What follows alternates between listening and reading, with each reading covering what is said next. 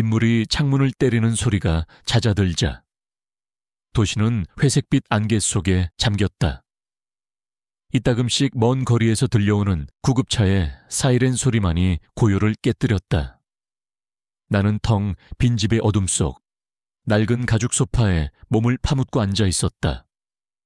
한때는 가족의 웃음소리로 가득했던 공간이었다.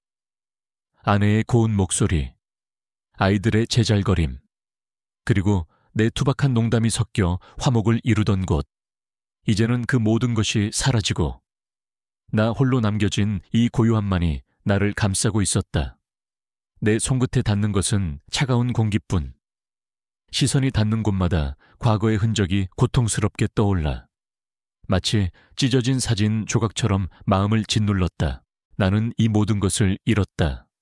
명성, 가족, 사랑, 그리고 나 자신, 내 손으로 직접 쌓아 올린 탑을 내 어리석은 욕망으로 무너뜨렸다. 이 비극의 시작이 고작 몇 년 전 한 소녀와의 우연한 만남이었다는 것을 누가 믿을 수 있을까? 모든 것이 너무나도 평범하게 시작되었다. 비가 오는 날, 길을 잃은 한 소녀와 교수라는 가면을 쓴 늙은 남자. 그저 잠깐의 연민과 호기심이 전부였다.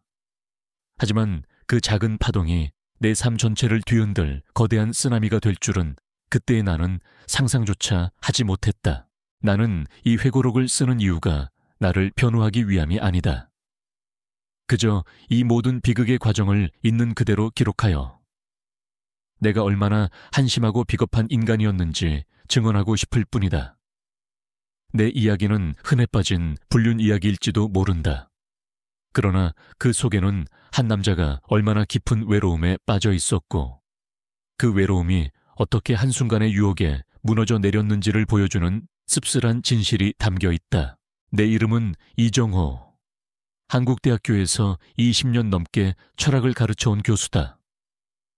사람들은 나를 존경받는 지식인이라 불렀고 학생들은 내 수업을 듣기 위해 경쟁했다. 나는 사회적으로 성공한 사람이었고 남 부러울 것 없는 가정을 꾸렸다. 아내 선희는 다정하고 사려 깊은 여자였고 아들 준영과 딸 은서는 각자의 자리에서 훌륭하게 성장했다. 준영은 대기업에 취직해 번듯한 직장인이 되었고 은서는 해외 유학을 준비하며 자신의 꿈을 키웠다. 겉으로 보면 완벽한 삶이었다. 매일 아침 나는 넥타이를 메고 거울 속에 교수 이정호를 확인했다. 학회에서는 존경의 눈빛을 받았고 집에서는 편안함과 안정감을 누렸다. 하지만 그 모든 것은 견고한 껍데기에 불과했다. 나는 내 안의 깊은 외로움을 누구에게도 털어놓지 못했다. 아내와의 대화는 점점 얕아졌고 서로의 일상에 대한 의무적인 질문과 대답만 오갈 뿐이었다. 아이들은 이미 그들만의 삶을 살고 있었고 나는 그저 그들의 성공을 지켜보는 방관자일 뿐이었다. 나는 고독했다. 매일 밤 늦게까지 서재에 앉아 책을 읽고 논문을 썼지만 그 행위는 지식에 대한 갈망이라기보다는 외로움을 잊기 위한 고독한 몸부림에 가까웠다. 나는 내가 누구인지, 무엇을 위해 살고 있는지 알 수 없었다. 내 삶은 마치 낡은 기계처럼 반복되는 일상 속에 갇혀 있었다. 그러던 어느 날, 평소와 다를 바 없는 강의를 마치고 돌아오는 길이었다. 늦은 오후, 서울의 하늘은 금방이라도 무너져 내릴 것처럼 검게 찌푸려져 있었다. 나는 우산을 든 채 천천히 대학교정을 걸어 나왔다. 그때였다. 저 멀리 보이는 버스 정류장 앞에서 작은 몸짓이 보였다. 우산도 없이 비를 쫄딱 맞고 서 있는 젊은 여자였다. 학생인가 싶어 무심히 지나치려는데 그녀의 어깨가 떨리는 것을 보았다. 왠지 모르게 발걸음이 멈춰졌다. 나는 우산을 기울여 그녀에게 다가갔다. 그녀는 고개를 푹 숙인 채 울고 있었다. 나는 그녀에게 조심스럽게 말을 걸었다. 그녀가 고개를 들자 나는 그녀의 얼굴에 서린 순수하고 길 잃은 듯한 표정을 보았다. 그 순간 내 안의 텅 빈 공간에 무언가 섬광처럼 스쳐 지나가는 것을 느꼈다. 그것이 연민인지 호기심인지 혹은 다른 무엇인지는 알 수 없었다. 하지만 그 작은 감정의 파동이 내 모든 것을 바꾸어 놓을 거라는 것을 나는 그때 알지 못했다. 내 삶은 마치 고장난 시계처럼 똑같은 순간들을 반복하며 흘러갔다. 아침 7시 알람 소리에 맞춰 눈을 뜨고 따뜻한 물로 샤워를 한 뒤 아내가 차려놓은 소박한 아침 식사를 혼자 먹는다. 아내는 이미 자신의 취미 생활인 요가 모임이나 봉사활동에 나가고 없었다.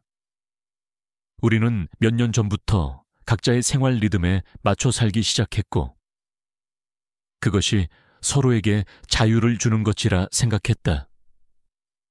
하지만 그 자유는 곧 서로에게 무관심해지는 것을 의미했다. 아침 식탁에는 늘 정갈한 반찬과 빈 의자 하나가 놓여 있었다. 학교에 가면 나는 이정호 교수가 되었다. 나는 학생들 앞에서 철학의 심오한 진리를 논하고 인생의 의미에 대해 이야기했다. 학생들은 내 말에 귀를 기울였고 나는 그들의 반짝이는 눈을 보며 잠시나마 살아있음을 느꼈다. 그러나 강의실을 나서는 순간 나는 다시 그냥 이정호로 돌아왔다. 공허함이 나를 덮쳤다. 나는 더 이상 아내에게, 아이들에게, 심지어 내 자신에게도 솔직한 내 모습을 보여주지 못했다. 가족이란 이름의 틀은 견고했지만 그 안은 이미 텅 비어 있었다. 아내는 자신의 삶에 만족하는 듯 보였다. 그녀는 친구들과 여행을 다니고 새로운 것을 배우며 활기차게 살았다. 나는 그녀의 그런 모습을 보며 안도했다. 내가 신경 쓰지 않아도 그녀는 행복해 보였기 때문이다. 하지만 동시에 나는 외로웠다. 우리 사이에는 대화가 없었다. 아니, 대화는 있었지만 그것은 그저 껍데기뿐이었다. 오늘 하루 어땠어요? 괜찮았어요? 그래요. 그럼 잘 자요. 이런 식의 단답형 대화만이 오갔다. 주말은 특히 견디기 힘들었다. 예전에는 온 가족이 모여 영화를 보거나 외식을 했다. 이제는 각자의 방에서 각자의 시간을 보낸다. 아내는 거실에서 드라마를 보며 웃고 나는 서재에서 책을 읽거나 쓸데없는 인터넷 기사를 뒤적였다. 같은 공간에 있지만 우리는 전혀 다른 세상에 살고 있었다. 나는 마치 투명 인간이 된 것만 같았다. 내 존재는 아무에게도 중요하지 않은 것처럼 느껴졌다. 나는 가끔 젊은 시절을 회상했다. 아내 선희와 처음 만났을 때 우리는 밤새도록 이야기해도 지겹지 않았다. 서로의 꿈과 미래에 대해 이야기하며 눈을 반짝였다. 결혼 후 아이들이 태어나고 가정을 이루면서 우리는 함께 많은 것을 나누고 함께 성장했다. 하지만 어느 순간부터 그 열정은 사라지고 의무만이 남았다. 우리는 서로에게 익숙해졌고 그 익숙함은 권태가 되었다. 나는 우리 관계의 변화를 애써 외면했다. 그것을 인정하는 것은 내 삶의 실패를 인정하는 것과 같았으니까. 어느 날 저녁, 나는 혼자 집 근처 공원을 산책하고 있었다. 쌀쌀한 바람이 불었고 낙엽들이 발에 밟히는 소리만 들렸다.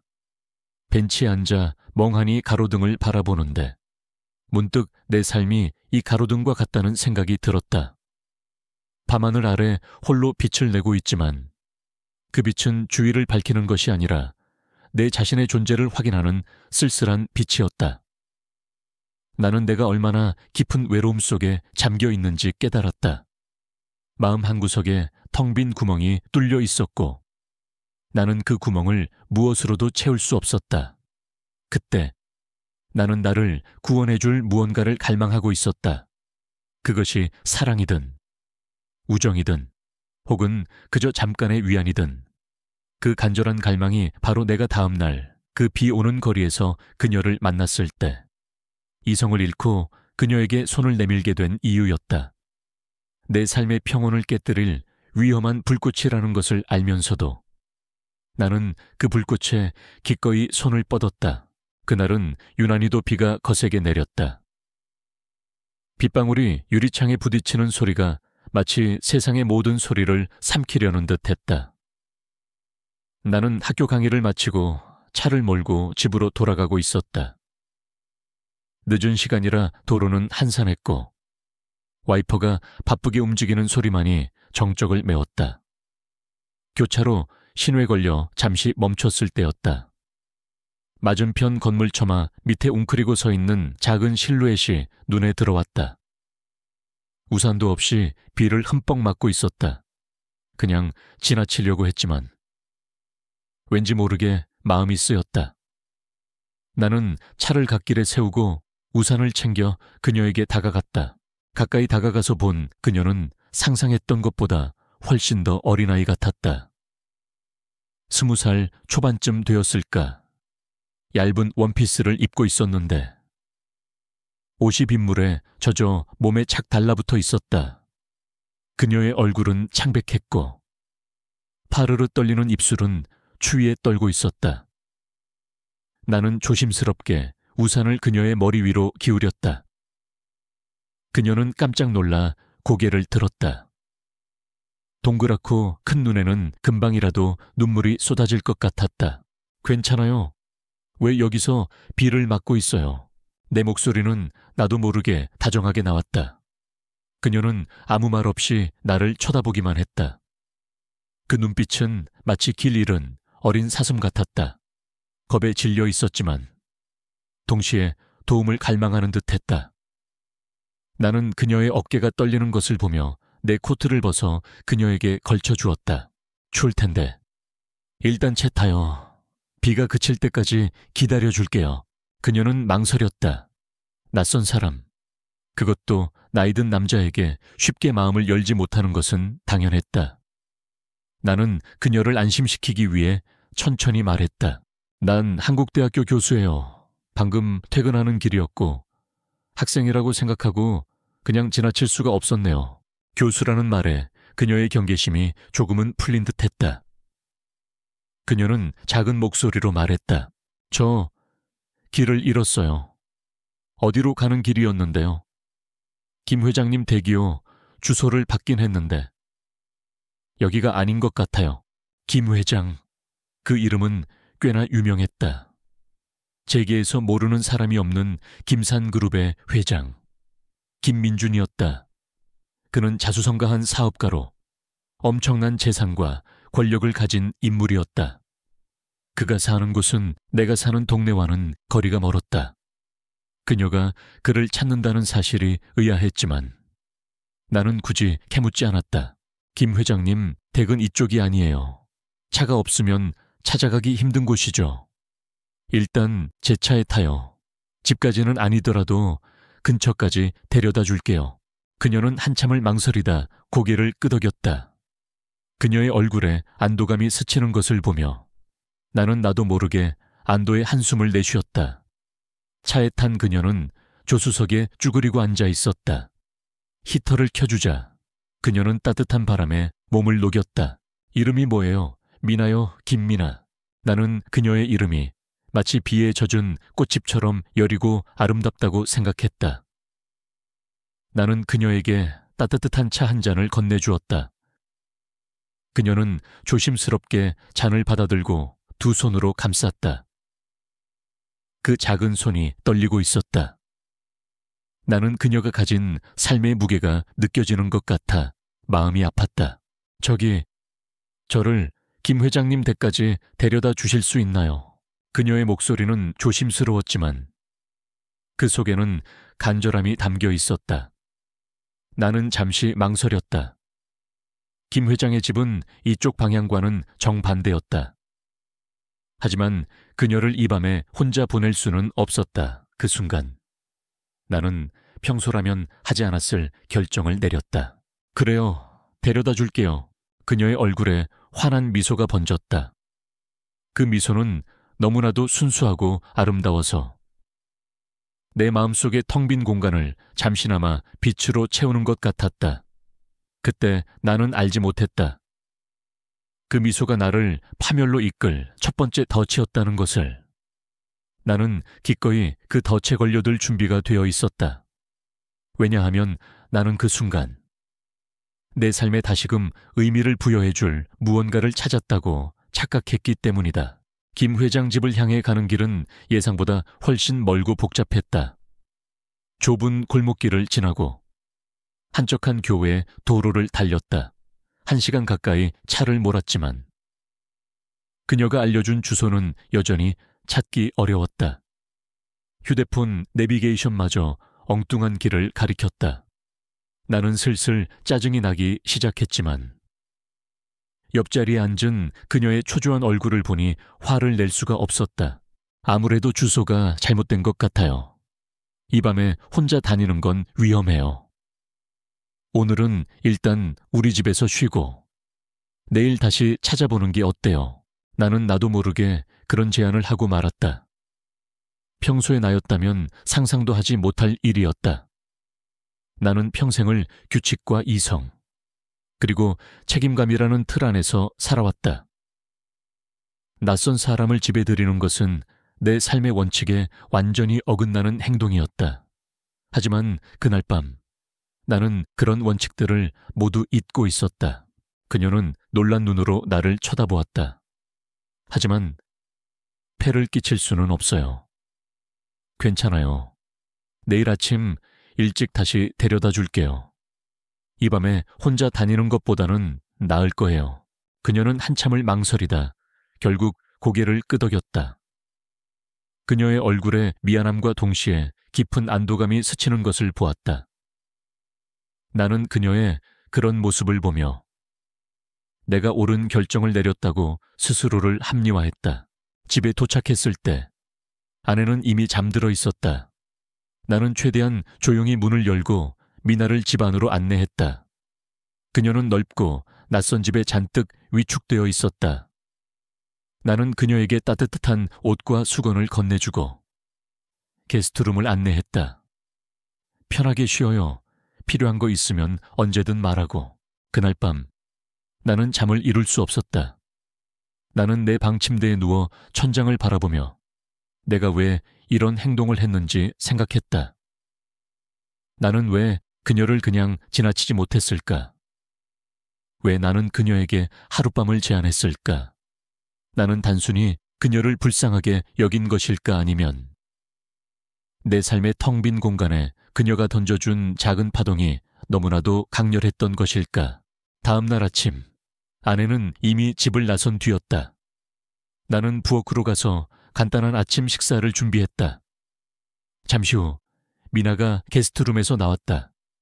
그녀는 내 옷을 입고 있었는데 헐렁한 티셔츠와 바지가 그녀의 작은 몸을 감싸고 있었다. 그녀는 마치 길을 잃은 어린아이처럼 어색해 보였다. 교수님, 정말 감사합니다. 아니에요. 아침 먹어요. 우리는 식탁에 마주 앉아 어색하게 아침 식사를 했다. 나는 그녀에게 이것저것 물었다. 그녀는 고아원에서 자랐고 힘든 삶을 살았다는 것을 알게 되었다. 김 회장에게는 그녀의 아버지가 생전에 은혜를 입었고 그 은혜를 갚기 위해 그녀에게 연락을 해왔다고 했다. 그녀의 이야기는 너무나도 순수했고 나는 그녀의 삶에 대한 깊은 연민을 느꼈다. 식사를 마친 후 나는 다시 그녀를 데리고 김 회장 집을 찾았다. 이번에는 어렵지 않게 주소를 찾을 수 있었다. 거대한 철문이 열리고 차는 드넓은 정원을 지나 웅장한 저택 앞에 멈춰 섰다. 저택의 위압적인 모습에 미나는 잔뜩 긴장했다. 나는 그녀의 손을 잡고 안으로 들어섰다. 그녀의 손은 차가웠고 나는 나도 모르게 그녀의 손을 꼭 잡아주었다. 김 회장은 중년의 남자로 차갑고 날카로운 눈빛을 가진 사람이었다. 그는 미나를 보고 잠시 놀라는 듯 하더니 곧 표정을 굳히고는 민에게 차갑게 말했다. 그래, 네가 그 아이로구나. 들어와, 할 말이 있으니 그는 내게는 눈길 한 번 주지 않았다. 나는 미나를 그에게 맡기고 집을 나서려 했다. 그때 미나가 뒤돌아 나를 쳐다보았다. 그녀의 눈에는 불안함과 두려움이 가득했다. 그녀의 눈빛을 보는 순간 나는 그녀를 혼자 내버려 둘 수 없다는 생각이 들었다. 나는 그녀에게 짧게 말했다. 무슨 일 있으면 전화해요. 그녀는 고개를 끄덕였다. 나는 그녀를 그 거대한 저택에 남겨두고 차를 몰고 나왔다. 차창 밖으로 보이는 그녀의 작은 모습이 점점 멀어져 가는 것을 보며 나는 알 수 없는 감정에 휩싸였다. 그것은 연민이었을까? 책임감이었을까? 혹은 그저 고독한 삶에 찾아온 작은 빛에 대한 소유욕이었을까? 나는 그 빛을 잃고 싶지 않았다. 그때부터. 나는 내가 무너질 줄도 모르고 그 빛을 향해 발을 내딛기 시작했다. 그날 이후 나는 민에게서 연락이 오기를 초조하게 기다렸다. 이성적으로 생각하면 연락이 오지 않는 것이 맞는 일이었다. 그녀는 자신의 후원자를 찾았고 이제 자신의 삶을 살게 될 테니까 나는 그저 우연히 스쳐 지나간 낯선 사람일 뿐이었다. 하지만 마음 한구석에서는 그녀가 다시 내게 도움을 청하러 오기를 바랐다. 그 바람은 어쩌면 나의 외로운 일상에 새로운 자극제가 필요했던 이기적인 욕망이었을지도 모른다. 이틀 후 초조하게 휴대폰만 들여다보던 나게 민에게서 문자가 도착했다. 교수님, 저 미나예요. 혹시 괜찮으시면 잠시 뵐 수 있을까요? 심장이 순간 쿵 하고 떨어졌다. 나는 망설이지 않고 답장했다. 어디야? 내가 지금 갈게. 미나가 약속 장소로 알려준 곳은 학교 근처의 한적한 카페였다. 나는 강의를 마친 후 곧바로 그곳으로 향했다. 카페 구석에 앉아있는 그녀를 발견했을 때 나는 안도와 함께 알 수 없는 기대감에 휩싸였다. 그녀는 여전히 어색하고 불안해 보였다. 나는 그녀의 맞은편에 앉아 따뜻한 차를 건넸다. 괜찮아. 김 회장님과는 잘 해결됐어. 미나는 고개를 저었다. 그녀의 목소리는 힘없이 떨렸다. 아니요. 김 회장님은 저를 알아보셨지만 그냥 형식적으로 도와주신다고 하셨어요. 저택에 남아서 허드레시를 하는 조건으로요. 그냥 차갑고 외로웠어요. 그 넓은 집에서. 그녀의 눈에 눈물이 고이는 것을 보며 나는 가슴이 아팠다. 김 회장이라는 거물에게 그녀는 그저 과거의 흔적을 처리해야 할 귀찮은 존재일 뿐이었던 것이다. 그래서 다시 갈 곳이 없어요. 미나는 작은 목소리로 말했다. 그 말에 나는 가슴이 먹먹해졌다. 나는 그녀에게 따뜻한 위로를 건넸다. 걱정하지 마. 내가 도와줄게. 일단 지낼 곳을 마련해주자. 그날 이후 나는 미나의 삶에 조금씩 개입하기 시작했다. 나는 그녀를 위해 조그만 오피스텔을 구해주었고 생활비를 보태주었다. 나는 이 모든 것을 선행이라고 생각했다. 나는 그저 불쌍한 학생을 돕는 종용받는 교수라고 나 자신을 설득했다. 하지만 나는 매일 그녀에게 연락했고 그녀를 만나기 위해 시간을 냈다. 우리는 함께 저녁을 먹고 산책을 하고 깊은 이야기를 나누었다. 미나는 순수했고 세상 물정에 어두웠다.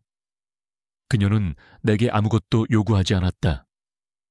그저 내가 건네는 작은 도움에도 진심으로 고마워했다. 그녀는 내 말을 경청해 주었고 내가 하는 이야기에 눈을 반짝이며 귀를 기울였다. 나는 그녀의 그런 모습에 매료되었다. 아내와의 건조한 대화 속에서는 느낄 수 없었던 진정한 교감을 그녀에게서 느꼈다. 내 마음속의 텅 빈 공간이 그녀의 존재로 채워지는 듯 했다. 어느 날 저녁, 그녀의 작은 오피스텔에서 우리는 함께 맥주를 마셨다. 창밖으로 서울의 화려한 야경이 펼쳐져 있었다. 미나는 창가에 서서 반짝이는 불빛을 바라보며 말했다. 교수님 덕분에 이렇게 아름다운 세상을 볼 수 있게 되었어요. 제 인생에 이렇게 따뜻한 사람이 나타날 줄은 몰랐어요. 그녀의 말에 나는 심장이 쿵 하고 내려앉는 것을 느꼈다. 그것은 단순히 고마움의 표현이 아니었다. 그녀의 눈빛에는 순수한 애정이 담겨 있었다. 나는 이성을 잃었다. 나는 그녀에게 다가가 그녀의 어깨를 감싸 안았다. 그녀는 나를 피하지 않았다. 우리는 서로의 눈을 바라보았다. 그녀의 눈에는 눈물이 그렁그렁했다. 교수님, 그녀의 목소리는 떨렸다. 나는 그녀의 입술에 키스했다. 그 순간 내 머릿속에서는 모든 도덕적 경계와 윤리적 책임감이 무너져 내렸다. 나는 아내가 있다는 사실도, 내가 존경받는 교수라는 사실도 잊었다. 그저 눈앞에 순수하고 어린 존재가 내게 주는 따뜻함과 위안에 취하고 싶을 뿐이었다. 그녀의 키스는 달콤했지만 동시에 내 마음속에는 깊은 죄책감과 불안이 그림자처럼 드리워졌다. 나는 이제 돌이킬 수 없는 강을 건너고 말았다. 이 작은 오피스텔 방은 이제 우리 둘만의 비밀스러운 안식처가 될 것이고, 이 비밀은 결국 모든 것을 파멸로 이끌 것이다. 우리의 관계는 비밀스러운 달콤함 속에 깊어졌다. 나는 매일 밤 미나를 만나러 그녀의 오피스텔로 향했다. 그 작은 공간은 내게 지상의 낙원과도 같았다. 그곳에서는 교수 이정호도, 누군가의 남편이자 아버지 이정호도 아니었다. 나는 그저 한 여자에게 사랑받는 한심한 남자일 뿐이었다. 미나의 순수한 눈빛과 해맑은 미소는 나의 늙고 건조한 삶에 생기를 불어넣었다. 그녀와 함께 있으면 나는 다시 젊어진 것만 같았다. 그녀의 작은 손을 잡고 밤거리를 걷고, 함께 포장마차에서 어묵을 먹고, 시시콜콜한 이야기를 나누는 모든 순간이 나에게는 너무나도 소중했다. 하지만 그 행복은 위태로운 모래성 같았다. 나는 늘 불안에 떨었다. 아내에게 들킬까봐, 학생들에게 알려질까봐, 내 모든 것을 잃게 될까봐. 휴대폰 알림이 울릴 때마다 가슴이 철렁 내려앉았고, 집에서는 아내의 눈치를 살폈다. 아내는 내가 왜 이렇게 늦게 들어오는지, 왜 휴대폰을 손에서 놓지 않는지 묻지 않았다. 그녀는 그저 내가 나만의 시간이 필요하다고 생각하는 듯 했다. 그녀의 무관심은 내게 자유를 주었지만 동시에 나의 죄책감을 더욱 무겁게 만들었다. 나는 그녀의 등을 보며 수많은 거짓말을 속으로 되뇌었다. 늦게까지 논문 작업이 있었어요. 학생들과 세미나를 했어요. 친구가 아파서 병원에 들렀다 왔어. 거짓말은 눈덩이처럼 불어났고, 나는 그 거짓말의 미로 속에서 길을 잃었다. 나는 더 이상 진실과 거짓을 구분할 수 없게 되었다. 내 삶은 완벽하게 분리되었다.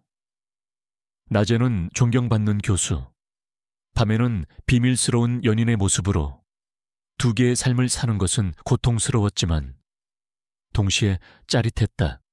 나는 이 위험한 줄타기를 멈출 수 없었다. 나는 이미 중독되어 있었다. 미나가 주는 새로운 삶의 의미와 그로 인한 죄책감의 쾌락에 미나는 내가 결혼했다는 사실을 알았다. 하지만 그녀는 단 한 번도 내게 아내에 대해 묻지 않았다. 그녀의 침묵은 나를 안심시켰지만 동시에 그녀의 순수함이 나의 죄를 더욱 선명하게 만들었다. 그녀는 내가 준 사랑에 만족하는 듯 했고, 그것이 나를 더욱 깊은 늪으로 끌어들였다. 나는 그녀에게 더 많은 것을 해주고 싶었다. 더 좋은 옷을 사주고, 더 맛있는 음식을 사주고, 그녀가 원하는 모든 것을 해주고 싶었다. 나는 물질적인 것으로 나의 죄책감을 씻어내려 했다. 그러던 어느 날, 나는 미나와 함께 쇼핑을 하러 백화점에 갔다. 나는 그녀에게 비싼 옷과 가방을 사주며 즐거워했다. 그때였다. 저 멀리서 아내와 아는 부부의 모습이 보였다. 나는 화들짝 놀라 미나의 손을 잡고 사람들 틈으로 몸을 숨겼다. 미나는 영문을 몰라 눈을 동그랗게 뜨고 나를 쳐다보았다. 교수님, 왜 그러세요? 나는 떨리는 목소리로 말했다. 아니야. 아무것도, 그냥 사람이 많아서. 그 순간 나는 내가 얼마나 추하고 비겁한 인간인지 깨달았다.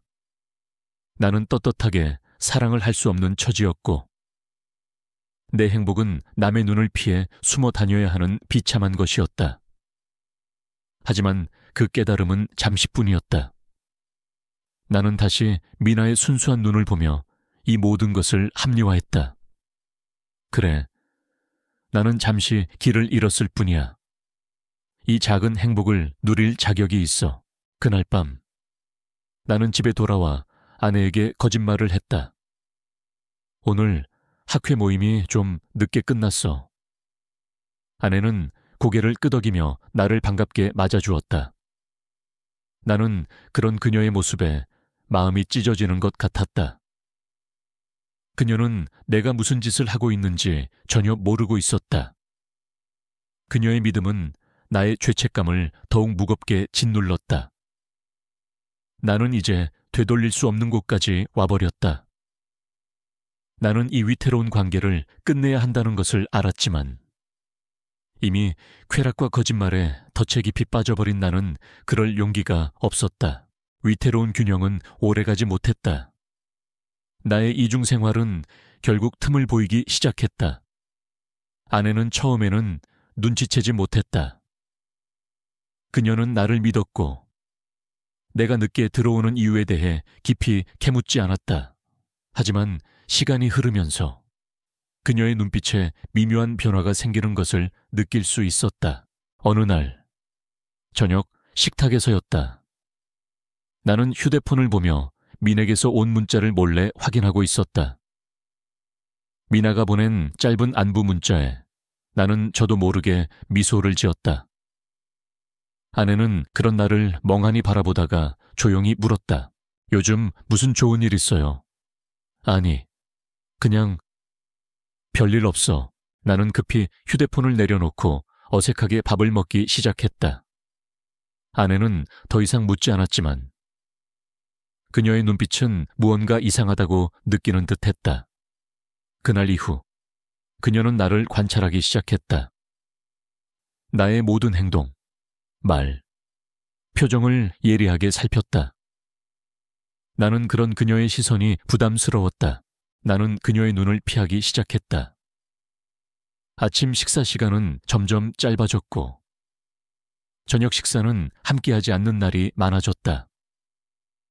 우리는 이제 같은 공간에 있어도 서로에게 벽을 쌓고 있는 것 같았다. 그녀의 조용한 의심은 나의 신경을 곤두서게 만들었다.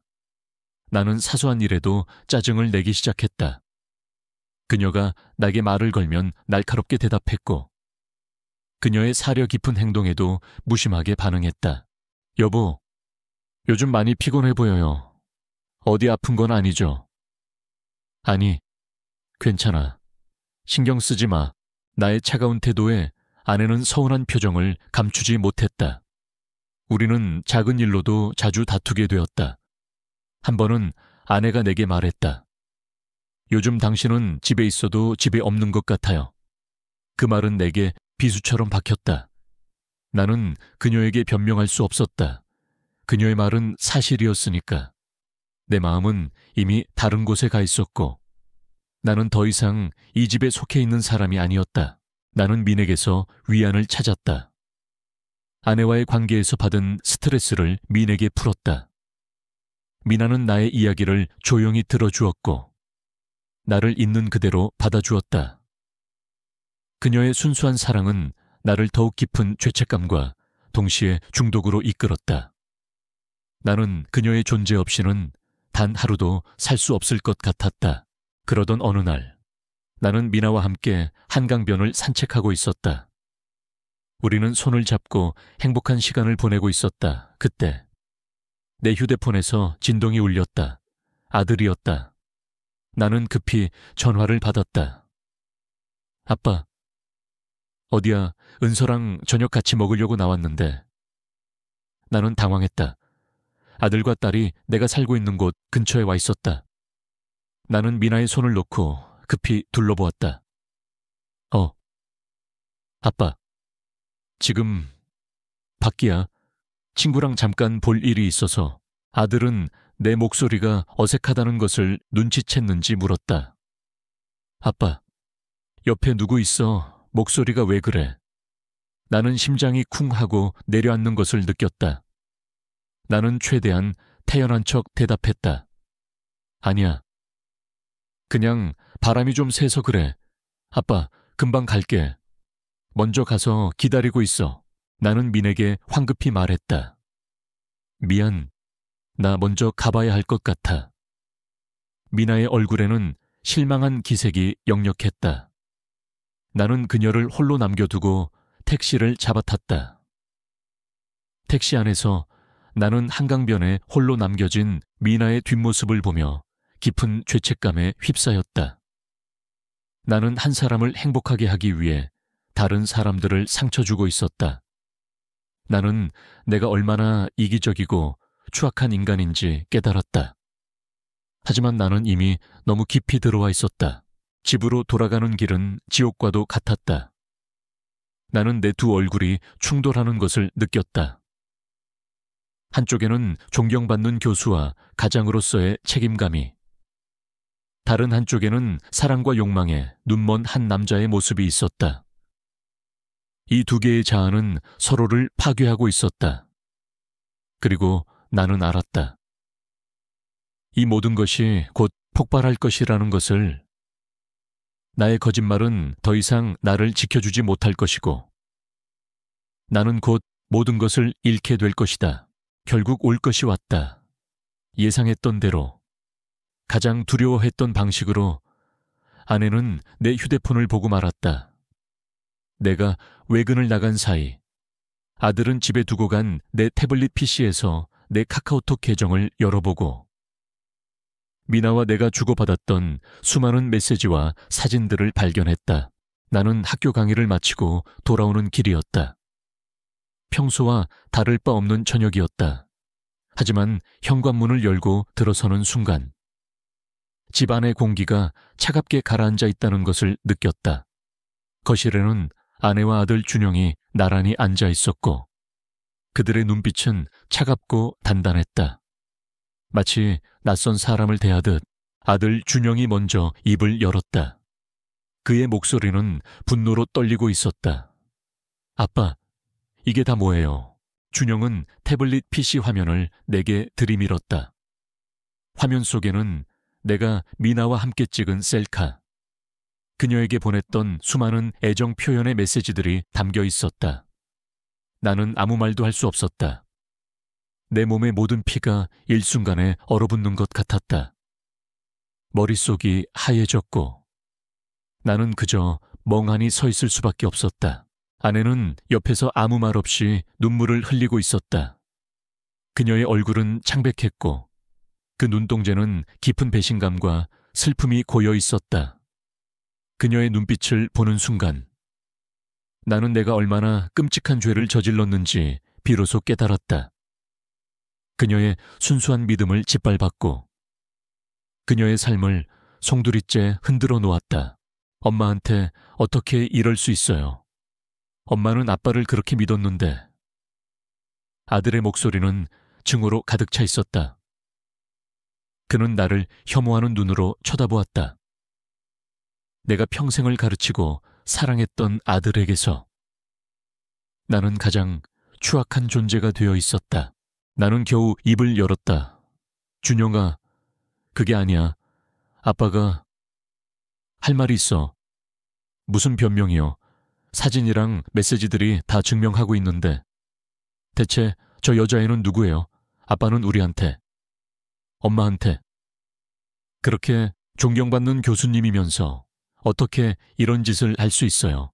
아들의 질문에 나는 아무 대답도 할 수 없었다. 모든 것이 내 잘못이었다. 나는 그저 고개를 숙이고 내가 저지른 죄의 무게를 온몸으로 느끼는 수밖에 없었다.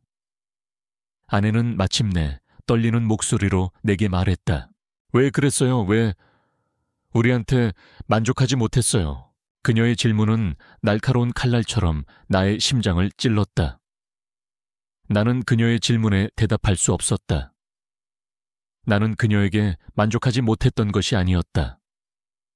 그저 내 안의 텅 빈 구멍을 무엇으로든 채우고 싶었고, 그 구멍을 메워준 것이 하필이면 죄악으로 얼룩진 미나와의 관계였을 뿐이었다. 그날 밤 나는 집에서 쫓겨났다. 아내는 내게 당장 나가라고 소리쳤다. 당신 얼굴 보고 싶지 않아요. 당장 나가. 아들 준영은 내 짐을 현관문 밖으로 내던졌다. 나는 아무 말 없이 짐을 주워들고 집을 나섰다. 비는 내리지 않았지만 나는 온몸이 흠뻑 젖은 것처럼 비참했다. 내가 사랑하고 지키려 했던 모든 것이 한순간에 무너져 내렸다. 나는 갈 곳이 없었다. 민에게 갈 수도 없었다. 나의 추악한 비밀이 드러난 이상 그녀에게까지 이 끔찍한 현실을 알릴 수는 없었다. 나는 그저 목적지 없이 밤거리를 헤맸다. 가로등 불빛 아래 비치는 내 그림자는 초라하고 외로워 보였다. 나는 이제 교수도, 남편도, 아버지도 아니었다. 나는 그저 모든 것을 잃어버린 한심한 인간일 뿐이었다. 내가 그토록 갈망했던 삶의 의미는 결국 나를 파멸로 이끌었다. 집에서 쫓겨난 후 나는 친구의 도움으로 조그만 원룸을 얻었다. 20년 넘게 살아온 널찍한 아파트와는 비교도 안 되는 좁은 공간이었다. 나는 그곳에서 혼자 지내며 내가 저지른 일의 무게를 온몸으로 감당해야 했다. 아내는 바로 이혼 소송을 제기했다. 나는 아무런 이의도 제기하지 않았다. 내가 저지른 죄에 대한 당연한 결과였다. 모든 재산을 아내에게 양도했고 나는 그저 몸뚱이만 남았다. 대학에서도 내 소문은 삽시간에 퍼졌다. 존경받던 교수의 추악한 사생활은 사람들의 입맛을 다시게 할 흥미로운 가십거리가 되었다. 학생들은 나를 수군거리며 피했고 동료 교수들은 나를 멀리했다. 나는 결국 학교에 사직서를 냈다. 교수직은 내 삶의 전부였지만 나는 더 이상 강의실에 설 자격이 없었다. 나는 내 명예를 내 손으로 더럽혔다. 나는 내가 사랑했던 두 사람, 미나와 아내에게 동시에 연락을 시도했다. 하지만 아무도 내 전화를 받지 않았다. 아내는 나의 번호를 차단했고 아들과 딸은 내게 단 한 통의 문자도 보내지 않았다. 나는 그들의 깊은 상처를 알기에 그들에게 매달릴 염치가 없었다. 그들이 내게 느끼는 감정은 증오와 혐오뿐이었다. 나는 그들의 삶에서 완전히 지워져야 할 존재였다. 민에게도 연락이 닿지 않았다. 그녀의 휴대폰은 꺼져 있었고 그녀가 살던 오피스텔에도 그녀의 흔적은 없었다. 그녀는 마치 신기루처럼 사라져 버렸다. 나는 그녀를 찾아다녔다. 그녀가 말했던 김 회장의 저택 주변을 서성거리고 그녀가 일한다고 했던 곳들을 기웃거렸다. 하지만 아무 소용이 없었다. 그녀는 이 세상에서 존재하지 않는 사람처럼 사라져 버렸다. 나는 그녀가 나 때문에 모든 것을 잃었다고 생각했다. 나라는 늙고 이기적인 남자를 만나지 않았더라면 그녀는 아마 김 회장님 댁에서라도 안정된 삶을 살았을지도 모른다. 나는 그녀의 순수함을 탐냈고 나의 외로움을 채우기 위해 그녀를 이용했다. 그리고 결국 그녀를 불행하게 만들었다. 어느 날 나는 우연히 김 회장의 기사를 접하게 되었다. 그의 아들이 마약 스캔들에 연루되어 있다는 내용이었다. 기사 속에는 김 회장의 가족 사진이 실려 있었다. 나는 사진 속에서 놀라운 얼굴을 발견했다. 미나가 김 회장 가족의 일원처럼 보였다. 나는 미나가 사실 김 회장의 숨겨진 딸이거나 혹은 그에게 중요한 인물이었다는 것을 어렴조차 짐작했다. 그녀의 순수한 길 잃은 소녀라는 이야기는 어쩌면 순진한 나의 착각이었을까? 아니면 그녀의 순수함을 이용하려는 또 다른 사람들의 계획이었을까? 나는 모든 것을 잃었다. 가족도, 명예도, 그리고 미나도. 나는 이제 아무것도 남지 않은 빈 껍데기가 되었다. 나는 매일 밤 술에 취해 잠들었고, 깨어있는 순간에는 지난날의 행복했던 기억들이 나를 괴롭혔다. 아내와 아이들의 웃음소리, 미나와 함께 나눴던 달콤한 속삭임. 그 모든 것이 이제는 내게 고통스러운 칼날이 되어 돌아왔다. 나는 그 기억들을 지우고 싶었지만 지울 수 없었다. 나는 나의 죄의 대가를 혹독하게 치르고 있었다. 나는 이제 혼자였다.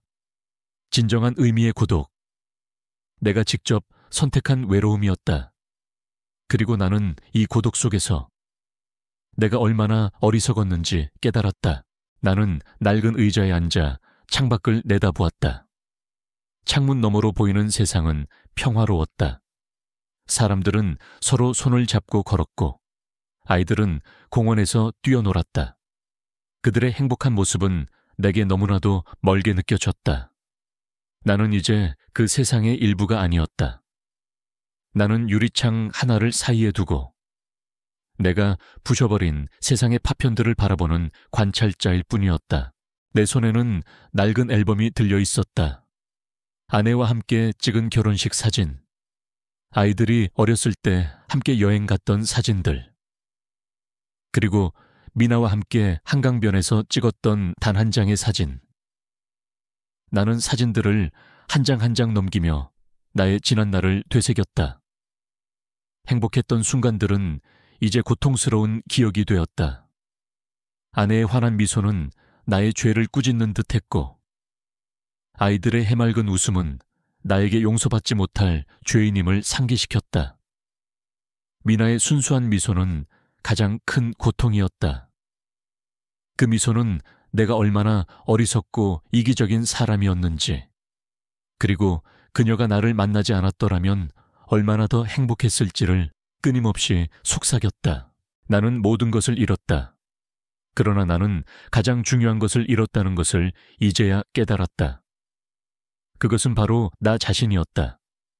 나는 교수 이종호라는 명예로운 가면 속에 숨어 나 자신의 외로움과 욕망을 외면했다.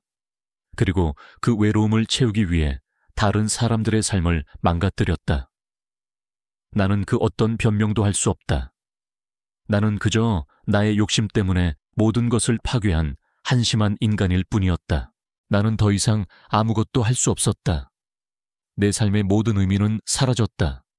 나는 그저 남은 생을 후회와 고통 속에서 살아가야 할 뿐이었다. 이 텅 빈 방은 나의 무덤과도 같았다. 나는 이 고독 속에서 죽어가고 있었다. 하지만 나는 죽을 수도 없었다. 나의 죄는 내가 죽음을 맞이할 자격조차 박탈했다.